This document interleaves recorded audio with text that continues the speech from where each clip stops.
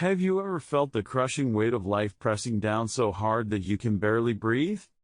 Like every day is a battle you don't have the strength to fight, and every dream you've ever held now feels out of reach. This is more than just another message. It's a lifeline to the weary. A voice calling through the chaos. A declaration of truth for those who feel invisible, unheard, and forgotten. Psalm 23 isn't a religious cliché. It's a war cry for the broken. A promise to the lost. A refuge for the shattered soul. These words were not written in moments of ease but in the wilderness of fear, pain, and uncertainty. The Lord is my shepherd.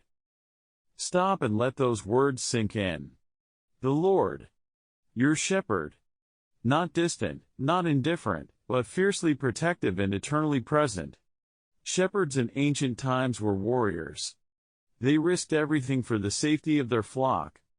They knew each sheep by name, mended their wounds, guided their steps, and fought off the wolves that came to destroy. This is not about religion. It's about relationship. A connection to a God who sees you when no one else does. Who knows the depths of your sorrow, the weight of your burdens, the ache in your chest that you cannot put into words. I shall not want. This isn't about having everything you desire. It's about understanding that in your emptiness, there is provision. When your strength is gone, there is someone fighting on your behalf. When life steals everything you thought you needed, there is still one who restores, redeems, and sustains. He makes me lie down in green pastures. Green pastures don't represent comfort. They represent intentional rest. Shepherds know that sheep who wander too long become weak and vulnerable. So the shepherd stops them. Forces stillness. Forces healing. Sometimes God brings you to a halt, not because He has abandoned you, but because He is saving you. He leads me beside still waters. Still waters are a place of peace, but they are also a place of reflection. In the chaos of life, you cannot see clearly.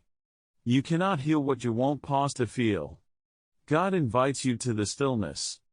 To the quiet waters where your wounds can be washed, your soul can be renewed, and your spirit can remember what hope feels like. He restores my soul. Restoration is not a patchwork job. It is not surface-level repair. Restoration is deep, complete, and transformative. Like an artist restoring a priceless masterpiece, God sees the value in your brokenness.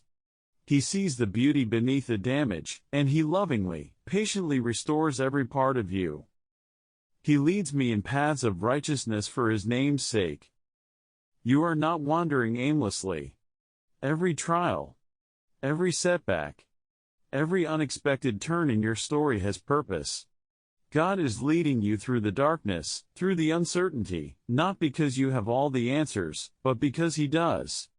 Even when you cannot see where the path leads, you can trust the shepherd knows every step. Even though I walk through the valley of the shadow of death, I will fear no evil. The valley is not where you will stay. It is where you are walking through. A passage, not a prison. The shadows feel real, the fear feels suffocating, but the shepherd walks beside you. You are not alone. The darkness does not define you. Your pain does not have the final word. For you are with me. These words change everything.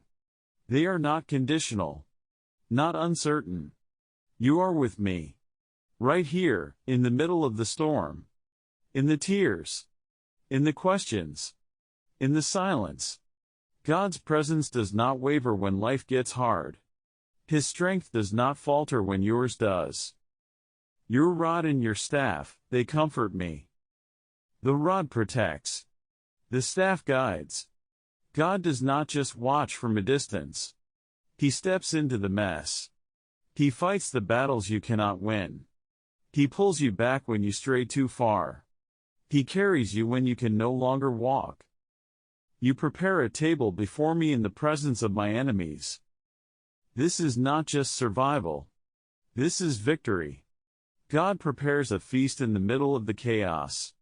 Where doubt whispers defeat, where fear tries to consume you, God says, sit, eat. You are mine. Your enemies, whether they are circumstances, thoughts, or pain, do not get the final say. You anoint my head with oil, my cup overflows. To be anointed means to be chosen, to be seen, to be set apart. The oil was a mark of favor, a declaration that your life is not an accident, that you matter, that you are loved. The overflowing cup means abundance, not in possessions but in purpose, not in riches but in restoration. God gives more than you could ever imagine or earn. Surely goodness and mercy shall follow me all the days of my life, and I will dwell in the house of the Lord forever. Goodness and mercy do not chase you for a moment. They pursue you all the days of your life. Like shadows that cannot be outrun, they cover you, hold you, lift you up when you fall. And when this life ends, there is a promise that echoes into eternity. This is not just a psalm. This is a lifeline. A promise. A declaration of hope. You are not forgotten. You are not alone. You are not broken beyond repair. If these words stirred your heart, don't let this moment pass. Share it. Speak it. Hold on to it. Because someone you know is walking through their valley, searching for a glimpse of light. You are chosen. You are loved. Your story is still being written. And this is not the end.